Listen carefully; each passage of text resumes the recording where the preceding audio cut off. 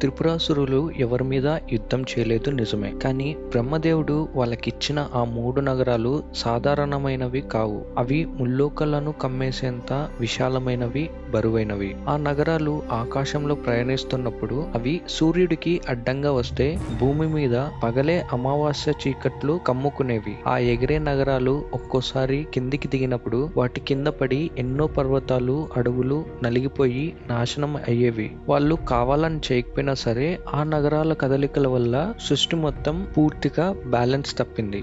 అధికారం ఎప్పుడూ ఒక భయాన్ని వెంట పెట్టుకునే వస్తుంది. ఇంద్రుడికి కూడా అదే భయం పట్టుకుంది. ఈ త్రిపురాసురాలు ఇప్పుడు ధర్మంగానే ఉండొచ్చు, కానీ పుట్టుకతో వాళ్ళు రాక్షసులు. రాక్షసుల మూలగుణం తమోగుణం, అంటే అహంకారం. ఇప్పుడు వాళ్ళ చేతిలో అపరిమితమైన శక్తి ఉంది. అసాధ్యమైన 3 నగరాలు ఉన్నాయి. వాళ్ళకున్న ఆ శక్తి ముందు స్వర్గలోకం కూడా పనికిరాకుండా పోయింది. రేపు పొద్దున వాళ్ళ అహంకారం పెరిగి ముల్లోకాలను తమ చేతిలోకి లాగేసుకుంటే ఇక దేవతలను కాపాడే నాథుడు ఎవరు? ఇదే ఇంద్రుడి భయం. త్రిపురాసుర రాజ్యాల్లో కేవలం శివుడికి మాత్రమే పూజలు జరుగుతున్నాయి. భూలోకంలో యజ్ఞయాగాదులు చేసే వాళ్ళందరూ దేవతలకు హవిస్సులు ఇవ్వడం మానేసి ఈ రాక్షస రాజులకు భయపడి వాళ్ళకే అర్పిస్తున్నారు. దేవతలకు బలం తగ్గుతోంది. ఇదే విషయాన్ని ఇంద్రుడు దేవతల సభలో చెప్పాడు. దేవతలారా, వాళ్ళు ఇప్పుడు ధర్మంగా ఉండొచ్చు, కానీ పాలు ఇచ్చి పెంచిన పాము ఎప్పటికైనా కాటు వేయక మానదు. ఈ రోజు వాళ్ళు శివభక్తులే, కానీ రేపు వాళ్ళ అహంకారం పెరిగితే మనల్ని ఎవరు బ్రతికించలేరు. వాళ్ళ నగరాల నీడలో మన స్వర్గం కల తప్పింది. ముప్పు రాకముందే వాళ్ళను అంతం చేయాలి అని ఇంద్రుడు అందరి దేవతల్ని రెచ్చగొట్టాడు. అధికారం చేజారిపోతుందన్న భయం, సృష్టి గతి తప్పుతున్న ఆందోళన, ఈ రెండు కలిపి దేవతలను కైలాసానికి పరుగులు తీసేలా చేశాయి. మహాదేవ, మమ్మల్ని రక్షించు, ఆ త్రిపురాసురులను సంహరించు అంటూ సామూహికంగా శివుడి పాదాలపై పడ్డారు. అప్పుడు పరమశివుడు ఒక నవ్వు నవ్వి ఒక సత్యం చెప్తాడు. ఓ ఇంద్ర, నీ భయం నాకు అర్థమవుతుంది, కానీ వాళ్ళు నా భక్తులు. వాళ్ళు ఎవరికీ అన్యాయం చేయలేదు, అలాగే నా మీద భక్తిని వదలలేదు. తప్పు చేయనంత వరకు, శివ పూజ చేస్తున్నంత కాలం నేనే కాదు, ఈ సృష్టిలో వాళ్ళను ఎవరు ఏమీ చేయలేరు. నా భక్తులను చంపడం నా ధర్మం కాదు. కాబట్టి దీనికి పరిష్కారం ఏంటో ఆ విష్ణువునే అడగండి, ఆయన ఏదైనా పరిష్కారం ఇవ్వగలడు అని ఖరాఖండిగా చెప్పేశాడు. శివుడు కాదనేసరికి సృష్టి స్థితి కారుడైన ఆ శ్రీ మహావిష్ణువు దగ్గరకు వెళ్లారు. ఇక్కడే విష్ణువు ఒక మాస్టర్ ప్లాన్ వేసి కథను మొత్తం మలుపు తిప్పుతాడు. త్రిపురాసురులను శారీరకంగా చంపాలి అంటే దానికంటే ముందు వాళ్ళని మానసికంగా శివుడి మీద ఉన్న భక్తిని తొలగించాలి అని విష్ణువుకు అర్థమవుతుంది. వాళ్ళను మానసికంగా దెబ్బతీయడానికి తన తపోశక్తితో ఒక వింత రూపాన్ని సృష్టిస్తాడు. అతడే అరిహంతుడు.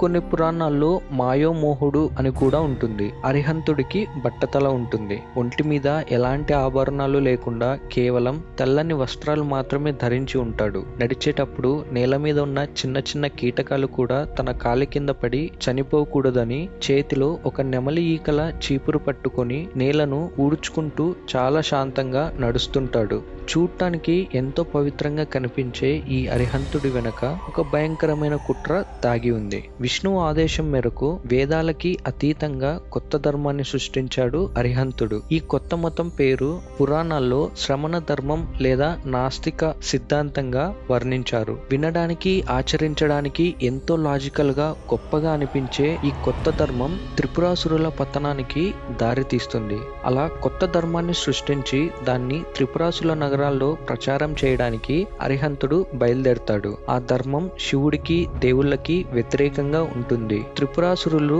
సామాన్యులు కారు. వాళ్ళ నగరాల్లో శివతత్వం, వేద పఠనం జీర్ణించుకుపోయి ఉంటాయి.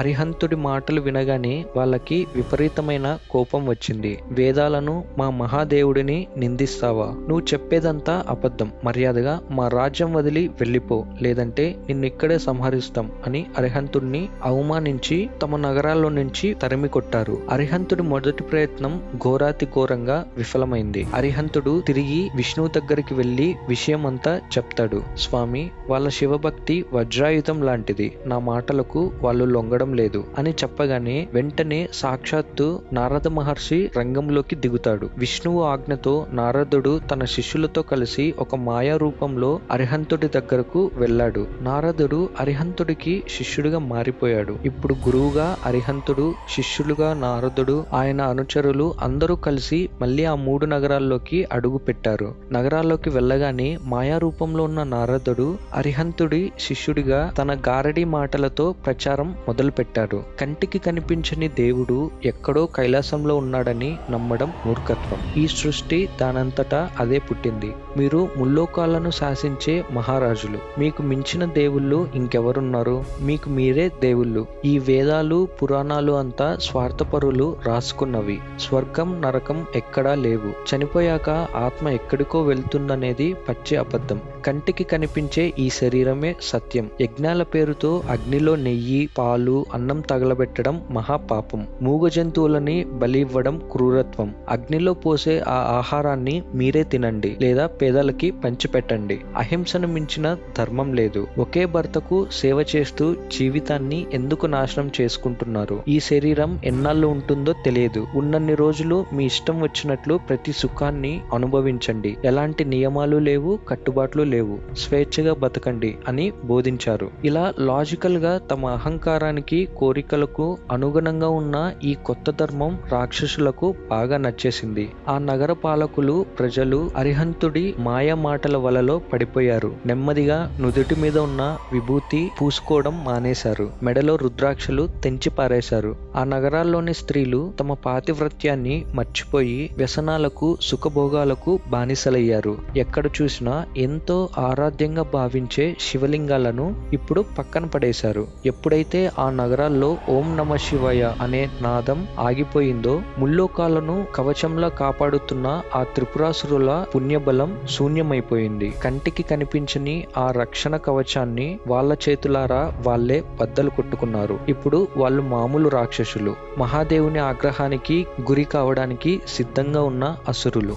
చూసారుగా, అసలు దేవుడు లేడు, దేహమే ఆత్మ, పాతివ్రత్యం అవసరం లేదు అనే ఈ నూతన శ్రమణ ధర్మం ద్వారానే విష్ణువు వాళ్ళ దారిని మళ్లించాడు. త్రిపురాసురులు అయితే ధర్మం తప్పి శివుడి మీద ఎలాంటి భక్తి భావం లేకుండా తమకి నచ్చిన సుఖభోగాలు అనుభవిస్తున్నారు. ఇక వారిని ఆ పరమశివుడు అంతం చేయాలి అంటే రథం కావాలి. త్రిపురాసురుల వరం మేరకు వాళ్ళని చంపాలి అంటే వాళ్ళని చంపడానికి వచ్చేవాడు ఈ సృష్టిలోనే ఎక్కడ లేని, ఎప్పుడు చూడని రథం మీదనే రావాలి. అందుకోసం దేవతలు మరియు సృష్టి మొత్తం ఏకమై విశ్వకర్మతో కలిసి అత్యంత గొప్ప రథాన్ని నిర్మించారు. దీని వెనుక ఉన్న వేదాంతం తెలిస్తే మీరు ఆశ్చర్యపోతారు. మనిషిలోని త్రిగుణాలు మరియు 3 అవస్థలను జయించాలంటే సృష్టి శక్తుల్ని ఏకం కావాలి అని చెప్పడమే ఈ రథం ఆంతర్యం. విశ్వకర్మ ఈ రథాన్ని ఎంత గొప్పగా తయారు చేశాడు అంటే భూమండలమే ఒక బ్రహ్మాండమైన రథంగా మారింది. ఆ మహారథానికి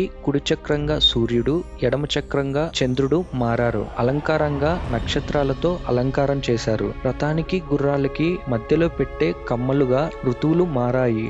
ఆకాశం రథానికి కప్పుగా మారింది. మందార పర్వతాన్ని శివుడు కూర్చోడానికి ఆసనంగా వేశారు. ఉదయాచలము, అస్తాచలము అనే 2 కొండల్ని మొదలుగా మార్చారు. సంవత్సరాలను రథం యొక్క వేగంగా మార్చారు. పంచభూతాలను రథానికి బలంగా మార్చారు. వేద పురాంగాల్ని గంటలుగా కట్టారు. ప్రణవాన్ని ఆ గుర్రాలను తోలడానికి కొరడాగా మార్చారు. ఆ రథాన్ని గంట కొట్టి కదిలించాలి కాబట్టి సరస్వతీదేవిని ముఖ్య గంటగా మార్చారు. మహర్షులు ఆ రథం ముందు గానం చేసే వాళ్ళుగా బయలుదేరారు. 4 వేదాలు రథాన్ని లాగే 4 గుర్రాలుగా అయ్యాయి. బ్రహ్మదేవుడు ఆ రథానికి స్వయంగా సారథిగా మారాడు. మేరు పర్వతం ఆ శివుడి చేతిలో విల్లుగా వంగింది. వాసుకి ఆ విల్లుకు అల్లెతాడు అయ్యింది. సాక్షాత్తు శ్రీ మహావిష్ణువు ఆ విల్లులో అత్యంత శక్తివంతమైన బాణంగా మారాడు.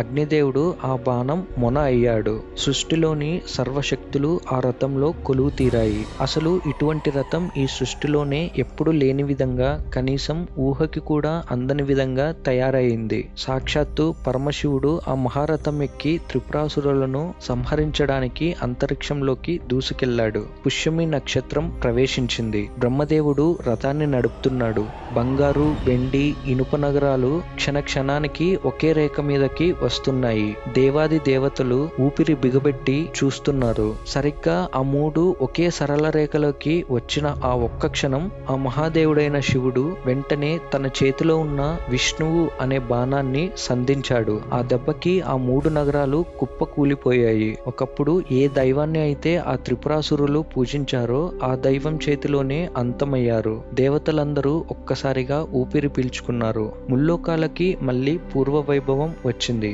ఇంద్రుడు మళ్ళీ స్వర్గాధిపతి అయ్యాడు. మనిషి తనలోని నేను అనే అహంకారాన్ని వదిలి భగవంతుడికి శరణాగతి అయితే తప్ప మోక్షం రాదు అని చెప్పడానికే ఈ త్రిపురాసుర దహనం జరిగింది. ఈ వీడియో మీకు నచ్చితే లైక్ చేసి స్టోరీ వాళ్ళ ఛానల్ని సబ్స్క్రైబ్ చేసుకోండి. నెక్స్ట్ ఎపిసోడ్తో మళ్ళీ కలుసుకుందాం. అంతవరకు సెలవు. Bye bye.